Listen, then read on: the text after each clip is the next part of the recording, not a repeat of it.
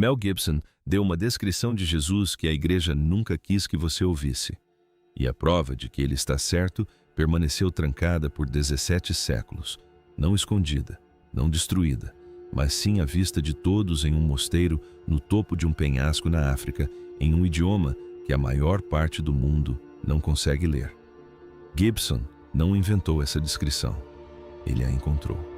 E quando você ouvir o que ela revela sobre quem Jesus realmente era, não a versão com a qual você cresceu, mas a versão mais antiga, aquela que existia antes que homens poderosos decidissem o que os fiéis podiam saber, você entenderá por que ela foi enterrada, por que Gibson passou 20 anos tentando levá-la às telas e por que as instituições que a removeram nunca quiseram que ela voltasse. O que Gibson realmente descobriu. Antes de chegarmos aos textos antigos em si, é preciso entender o que Gibson realmente disse, pois suas declarações, em conjunto, formam um quadro que a maioria das pessoas não conseguiu captar. Em 2022, Gibson concedeu uma entrevista ao National Catholic Register. Afinal, a Bíblia Etíope é uma Bíblia cristã. Ela contém os evangelhos. Sobre o filme agora confirmado como a ressurreição de Cristo. Ele disse que a história não poderia seguir uma linha narrativa linear. Tinha que se mover através do tempo, através de dimensões, através de reinos. A história tem que começar com a queda dos anjos, disse Gibson. Então ele acrescentou: você tem que ir para um lugar completamente diferente, outro reino. Você tem que ir para o inferno. Isso não é um cineasta falando sobre efeitos especiais. Esse homem está descrevendo uma estrutura teológica, e aqui está o ponto crucial. Essa mesma estrutura, incluindo a queda dos anjos e a descida dimensional, torna-se patrimônio da nação etíope e explica por que a arca é o foco da adoração na igreja até hoje. A jornada ao submundo existe em um conjunto de escritos cristãos tão antigos que antecedem os concílios que construíram a Bíblia ocidental. Escritos que foram deliberadamente excluídos da versão do cristianismo que a maior parte do mundo recebeu. Escritos que foram continuamente preservados, lidos em voz alta nas igrejas e ensinados como escritura sagrada em um único país do mundo, a Etiópia. Gibson quase certamente não descobriu esses textos por acaso. Ele passou décadas imerso no misticismo católico e na tradição apócrifa, mas o paralelo entre o que ele descreve e o conteúdo desses textos antigos não é vago ou aproximado. É preciso, capítulo por capítulo, visão por visão. Então, vamos lá. O cânone sobre o qual você nunca ouviu falar. Você já sabe que a Igreja Ortodoxa Etíope Tiwahou preserva 81 livros em seu cânone bíblico, chegando a 88 em algumas tradições. Você já sabe que isso inclui o livro de Enoque, o livro dos Jubileus e a Ascensão de Isaías. E você sabia que os evangelhos alemães, datados por radiografia pela Universidade de Oxford, entre 330 e 660 d.C., estão no mosteiro de Abagarama, na região de Tigra, na Etiópia? Manuscritos tão sagrados que os monges se recusaram a permitir que especialistas em conservação os removessem do pátio na encosta do penhasco. Os fiéis da Igreja Ortodoxa Etíope dizem que não há nenhum mistério. As igrejas de Labela foram construídas por anjos. Talvez você não tenha refletido o suficiente sobre o porquê disso ser importante especificamente para a visão de Gibson. Eis o ponto crucial. Esses textos não foram ocultados por serem heréticos, mas sim excluídos por serem poderosos demais.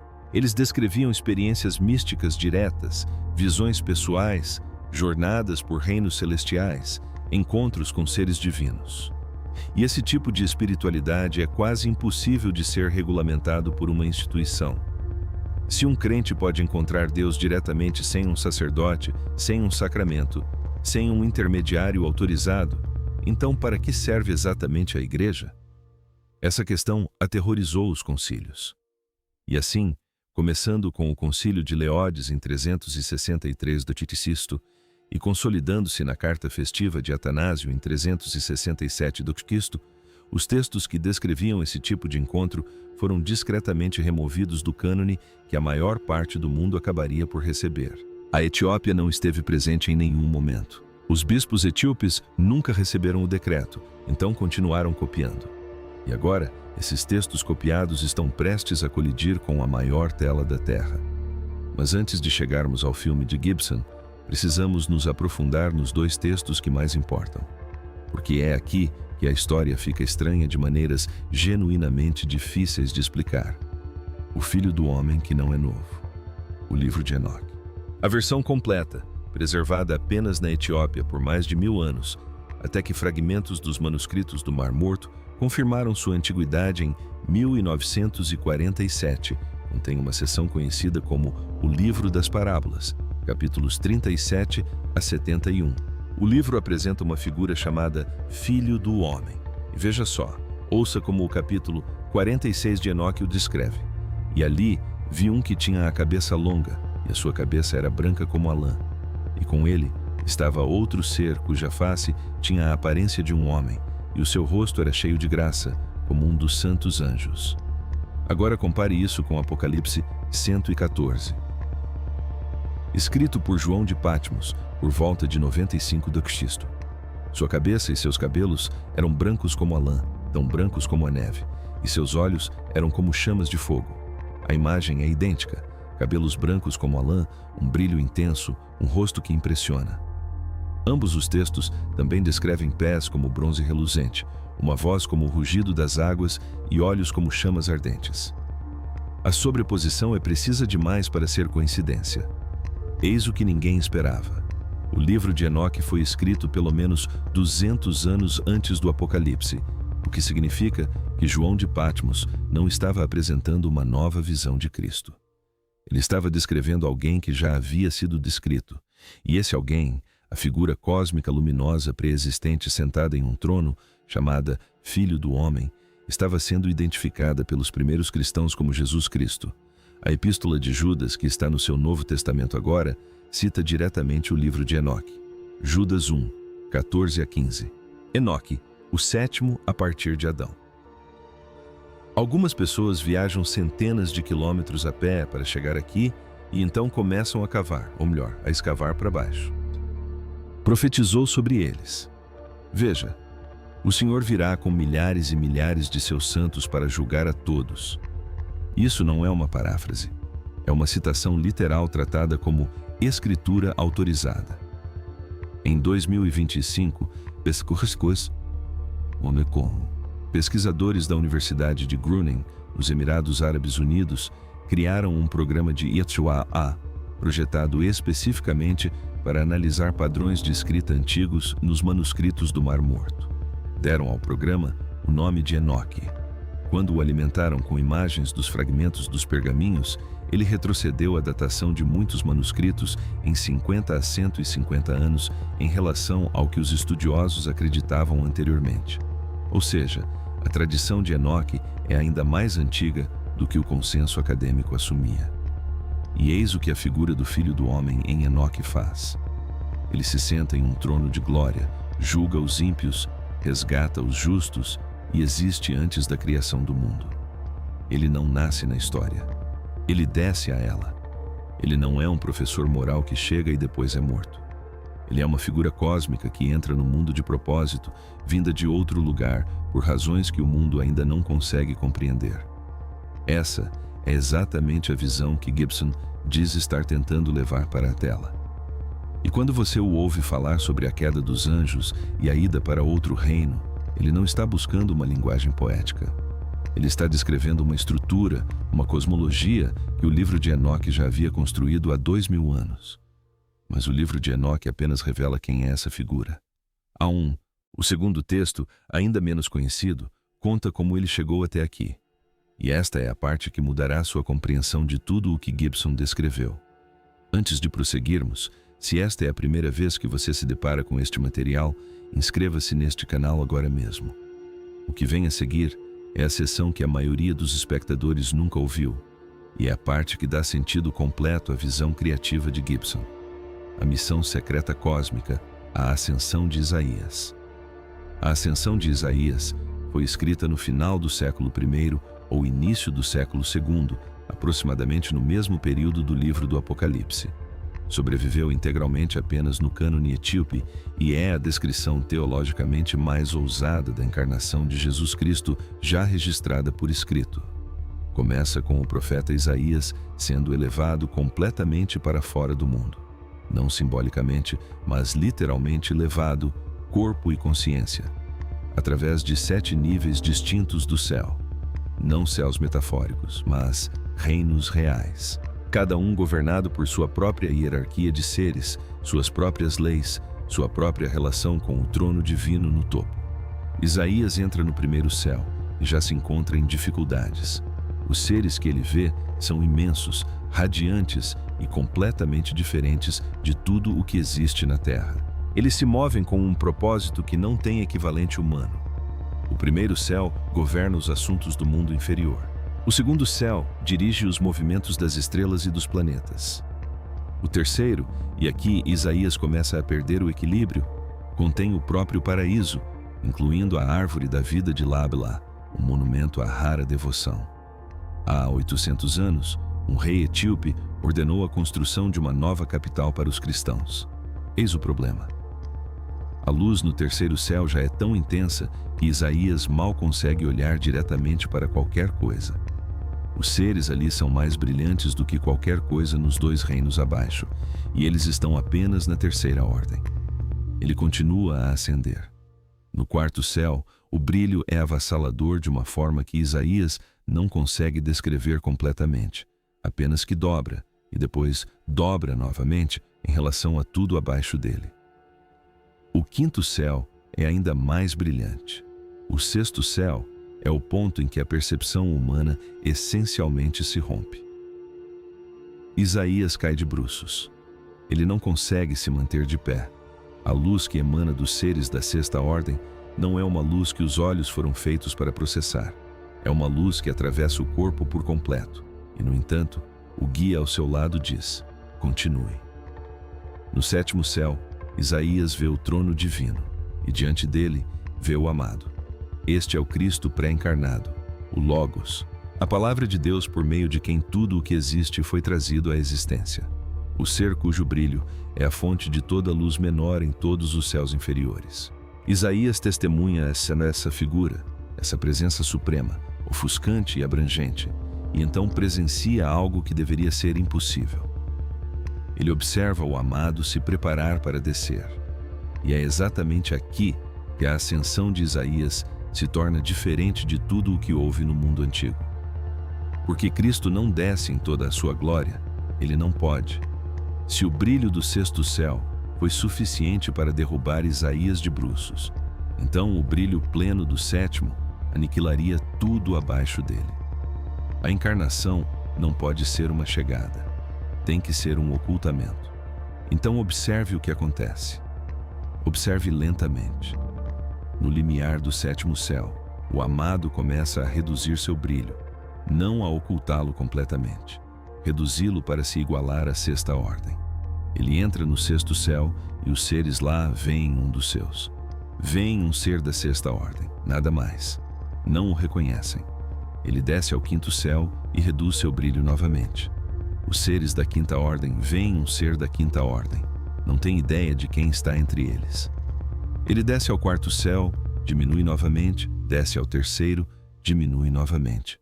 Em cada nível, o ser mais poderoso do universo escolhe deliberadamente, intencionalmente, com pleno conhecimento do que está fazendo, tornar-se menos visível. Quando Cristo cruza a fronteira entre o segundo céu e o primeiro, seu brilho está tão completamente oculto que os anjos dos céus inferiores não veem nada além de uma figura em movimento. Quando chega à terra, aparece como um bebê humano. E é aqui que tudo se encaixa. Os anjos que guardam as fronteiras dos céus inferiores, seres de enorme poder e conhecimento ancestral, não o reconhecem. Eles não conseguem perceber a presença cósmica oculta dentro daquele corpo frágil. Somente Deus Pai e o Espírito Santo compreendem o que acabou de acontecer. Missionários da Síria desceram ao que então era conhecido como o Reino de Acum, na atual Etiópia, e trouxeram consigo uma vasta literatura. Toda a ordem criada foi subjugada pelo seu próprio Criador. O termo teológico para isso é kenosis, a autolimitação de Cristo, a limitação voluntária do poder divino. Mas a ascensão de Isaías não a apresenta como um conceito teológico estático. Apresenta-a como uma cena, um momento, uma escolha feita camada por camada em 7 estágios, com plena consciência do que está sendo renunciado em cada um deles. Pense no que isso realmente significa. Este não é um ser que esquece seu poder ao chegar à Terra. É um ser que se lembra dele precisamente e escolhe, em cada nível, reduzi-lo ainda mais. O peso da quinosis na ascensão de Isaías não é o peso do sofrimento. É o peso da decisão. 7 decisões tomadas deliberadamente, em ordem decrescente, por um ser que poderia ter mudado de rumo a qualquer momento e escolheu não fazê-lo. E vejam só, os seres nos céus inferiores que não o reconhecem não são estúpidos. Não são enganados por um disfarce barato. São seres de poder genuíno e conhecimento ancestral. Simplesmente não conseguem conceber que a fonte de toda a radiância escolheria diminuir seu brilho ao nível da segunda ordem. A ideia é estranha demais. Não se encaixa em sua compreensão de como o poder funciona. Então, eles veem o que faz sentido para eles. Um ser de segunda ordem passando por algo sem importância. A encarnação não é um milagre de chegada, é um milagre de contenção. Este não é o Jesus gentil das pinturas renascentistas. Este é um ser infinito executando o disfarce mais consequente da história da existência. E então vem a crucificação. Nessa perspectiva, a cruz não é simplesmente a morte de um homem justo. É o momento em que a própria fonte da existência experimenta a não existência. A palavra que deu origem à realidade silencia. A luz que ilumina cada nível de cada paraíso se apaga. A própria estrutura da realidade não apenas registra esse evento, como se desfaz em resposta a ele. E a ressurreição, o momento em que Cristo reúne toda a sua glória, representa o ser mais poderoso que existe, libertando-se dos limites que escolheu e suportou. Os 7 níveis que ele obscureceu na descida precisam ser restaurados na ascensão. O ocultamento precisa ser desfeito. A glória que foi reduzida camada por camada para caber dentro da pele humana precisa se expandir novamente, camada por camada, até sua magnitude original e avassaladora. É isso que a ressurreição significa no contexto da ascensão de Isaías. Não se trata de uma ressuscitação, mas sim de uma inversão cósmica. A missão secreta termina. O disfarce é removido, e o que emerge não é um homem ressuscitado. É o pleno esplendor do 7º céu, rompendo a fronteira entre a morte e a vida por dentro. Foi exatamente isso que Gibson descreveu no programa do Joe Rogan. É por isso que a sequência precisa seguir um rumo completamente diferente. É por isso que a história precisa começar com a queda dos anjos. Aquela pequena referência em Gênesis, se você quiser saber a história completa a que o autor está se referindo, primeiro leia Enoque, porque a ascensão de Isaías descreve um Cristo que se moveu pelo domínio daqueles anjos caídos, disfarçado, não reconhecido, descendo nível por nível, muito antes de chegar a Belém, e que retorna por esse mesmo domínio, totalmente revelado em sua saída. O roteiro que Gibson está tentando escrever já existe. Tem 17 séculos e está guardado em um mosteiro no topo de um penhasco na África, copiado à mão em uma língua que a maior parte do mundo não consegue ler, esperando exatamente por este momento. Por que a Igreja Ocidental o deixou de lado? É aqui que precisamos ter cuidado, porque a versão fácil dessa história é uma conspiração. Bispos em uma sala decidindo secretamente esconder o verdadeiro Jesus. Mas a história real é mais complicada e, honestamente, mais perturbadora. Nos primeiros 3 séculos do cristianismo, não havia Vaticano, nem cânone oficial. O cristianismo existia como uma rede informal de igrejas domésticas e comunidades regionais, cada uma com suas próprias tradições, seus próprios textos sagrados e sua própria compreensão dos ensinamentos de Jesus. Algumas comunidades liam o livro de Enoque, outras usavam o Evangelho de Tomé. Algumas seguiam um calendário solar de 364 dias encontrado no livro astronômico de Enoque. Era diverso, contestado e vibrante. Mas em 312 d.C., o imperador Constantino abraçou o cristianismo e tudo mudou.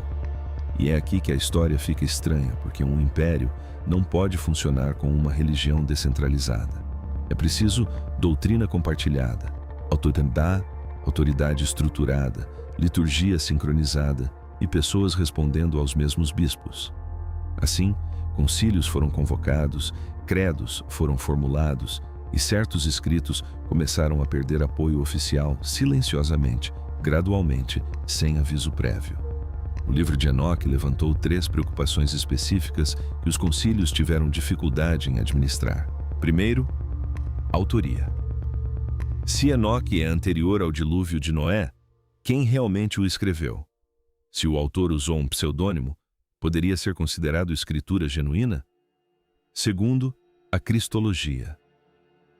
A figura do Filho do Homem em Enoque ocupava uma posição tão próxima de Deus que complicava os argumentos teológicos que estavam sendo construídos para definir a relação entre o Pai e o Filho.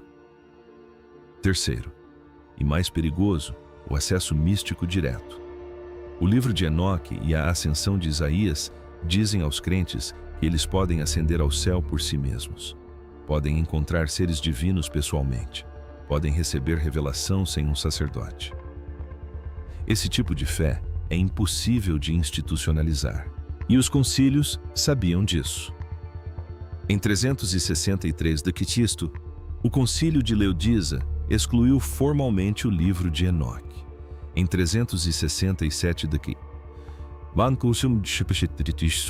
a carta festiva de Atanásio fixou o cânone do Novo Testamento em 27 livros. Os textos que descreviam o Cristo cósmico, multidimensional e pessoalmente acessível haviam desaparecido da versão das Escrituras que moldaria grande parte do mundo cristão pelos próximos 17 séculos, mas não da Etiópia. Como a Etiópia não estava presente, a Etiópia foi o primeiro reino cristão do mundo. Bispos etíopes estiveram ausentes de todos esses concílios. Eles nunca receberam o decreto. Então, continuaram copiando as mesmas escrituras que seus ancestrais haviam recebido quando o cristianismo chegou pela primeira vez no século IV, sob o reinado de Aena de Axum. Simplesmente continuaram copiando-as século após século em escritórios, pouco iluminados por lampiões de óleo, moendo tinta a partir de minerais locais, formando cada letra da antiga escrita gaélica à mão, com uma precisão que forçava a vista e curvava a coluna. Eles não pensavam que estavam preservando textos proibidos. Pensavam que estavam preservando as escrituras, porque para eles era isso que eram. E agora, esses textos estão prestes a alcançar um público global pela primeira vez. O que significa que a questão não é mais acadêmica. Se os primeiros cristãos, as comunidades que produziram as cartas e os evangelhos do Novo Testamento, que citaram Enoque como profecia autorizada, que trataram a ascensão de Isaías como revelação sagrada, se eles operavam com essa visão de Cristo, então a decisão posterior de remover esses textos não foi um retorno à pureza. Foi uma revisão poderosa, feita por pessoas com autoridade sob pressão política, fazendo escolhas que silenciosamente remodelariam o que bilhões de pessoas acreditavam pelos próximos 2 milênios. O que mais foi revisado? Que outros textos ainda estão em mosteiros nos quais a maior parte do mundo nunca entrou? A glória dos reis e a arca. Há mais um texto etíope que vale a pena conhecer, porque completa o quadro de por que a Etiópia acredita que não é apenas um ramo do cristianismo, mas sua raiz. O Kragost, a glória dos reis, compilado no século XIV a partir de tradições muito mais antigas, conta a história da rainha de Sabá, conhecida na Etiópia como Makada, e do rei Salomão. Segundo o Kabra Nagast, dessa união nasceu um filho, Manelik I. Quando Manelik atingiu a maioridade, viajou a Jerusalém para encontrar seu pai. Salomão o reconheceu, o acolheu e lhe ofereceu o trono de Israel. Manelik recusou e retornou à Etiópia, mas não sozinho. Segundo o texto, Manelik e um grupo de jovens nobres israelitas removeram secretamente a Arca da Aliança do Templo em Jerusalém e a levaram para a Etiópia. Salomão descobriu o roubo e o interpretou como a vontade de Deus, um sinal de que a aliança estava mudando. A Igreja Ortodoxa Etíope ensina hoje que a arca repousa na Igreja de São Salomão. Maria de Sião em Axum, antiga capital da Etiópia. Um único monge guardião, escolhido para a vida toda, nunca fotografado, nunca entrevistado, é o seu único protetor. Não há como verificar a veracidade da história. Nenhum arqueólogo a confirmou. Mas para os cristãos etíopes, isso não é mitologia. É a razão pela qual tudo o mais faz sentido. No século XII, o rei Laela levou essa identidade adiante e esculpiu 11 igrejas maciças na rocha sólida. As igrejas escavadas na rocha de Laib Bela, hoje Patrimônio Mundial da Unesco. A rainha de Sabá, originária da terra que hoje chamamos de Etiópia, foi visitar o rei Salomão em Israel. Ela ouvira histórias sobre sua grande sabedoria, queria conhecê-lo e foi até lá. Eles se deram muito bem. Tão bem, aliás, que tiveram um filho juntos. Segundo a tradição, Cristo apareceu a Laib Bela em uma visão e o instruiu a construir uma nova Jerusalém na Etiópia. Quando Jerusalém caiu nas mãos das forças muçulmanas em 1187, os cristãos etíopes acreditaram ter se tornado os legítimos herdeiros da aliança. Essas igrejas ainda estão ativas hoje. Monges ainda cantam em gaélico. Peregrinos ainda viajam para lá durante as principais celebrações sagradas. Cada passagem, cada janela esculpida, cada pedra carrega a mesma mensagem. Não somos um ramo, somos a raiz. O filme que muda tudo. A ressurreição de Cristo é confirmada como um filme em duas partes. A primeira parte estreia na Sexta-feira Santa, 26 de março de 2027. A segunda parte chega 40 dias depois, no dia da Ascensão, 6 de maio de 2027. O orçamento é de 100 milhões de dólares americanos. As filmagens estão em andamento nos estúdios Cinecittà, em Roma, com locações adicionais em Graina Deulia e em outras cidades do sul da Itália. A Lionsgate é responsável pela distribuição. A produção começou em outubro de 2025. Gibson já descreveu sua visão criativa em diversos locais ao longo de vários anos. A Queda dos Anjos, O Outro Reino, o roteiro de uma viagem de ácido, os reinos que não seguem as regras usuais de tempo ou espaço. Cada descrição que ele ofereceu se encaixa na estrutura da ascensão de Isaías com uma precisão difícil de ignorar. Se ele se baseou diretamente nesses textos ou chegou à mesma visão, após décadas de imersão no misticismo católico e na tradição apócrifa, isso não importa no final das contas. O que importa é que a visão que ele está trazendo aos cinemas não é nova. É a visão cristã mais antiga de que se tem registro. Aquela que existia antes dos concílios, antes do cânone, antes que as pressões políticas do império remodelassem o que era permitido acreditar.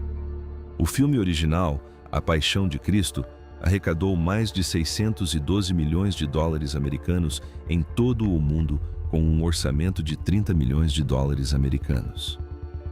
Permaneceu como o filme para maiores de 18 anos de maior bilheteria na história dos cinemas americanos por quase 20 anos, até ser superado por Deadpool e Wolverine em 2024.